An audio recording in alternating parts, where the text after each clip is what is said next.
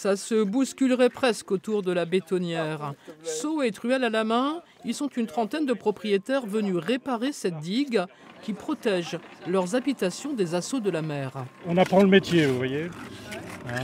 Alors on met une première couche de béton de 2 cm et ensuite on mettra une deuxième couche de béton. Et dans les parties, les petites fissures, on met un béton spécial qui résiste, qui sèche très vite et qui résiste à la mer et au sel. Alors, le but c'est d'entretenir le perret parce que les vagues attaquent pendant les grandes marées, notamment par le dessous.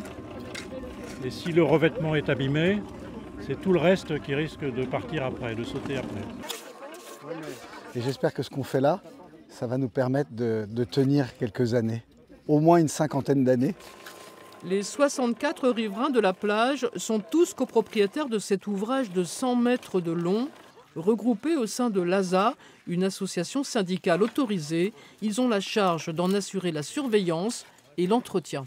Le but, c'est de protéger les maisons, c'est de se sentir en sécurité et c'est de contribuer à une action collective. On est sur une île, il n'y a pas de solution de retrait.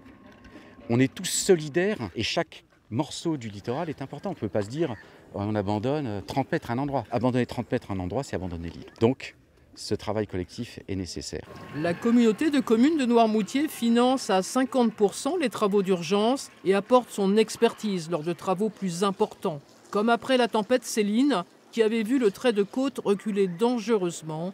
Un chantier réalisé l'hiver dernier pour un coût de 180 000 €. On est venu faire un enrochement avec une nouvelle façon de fonctionner, un enrochement qui n'est pas vertical, qui vient un peu prendre la forme de la plage. Et on le voit, ça marche parce que l'idée c'est de fixer le recul du trait de côte, mais par contre c'est de laisser la dune revenir sur l'enrochement. Et donc on pense que dans les 5 ou 6 ans, s'il n'y a pas de tempête majeure, on aura un vrai cordon dunaire. L'anticipation reste le maître mot pour les habitants de Noirmoutier. Tous restent confiants en leur capacité de résistance et de résilience face au dérèglement climatique et à l'érosion du littoral.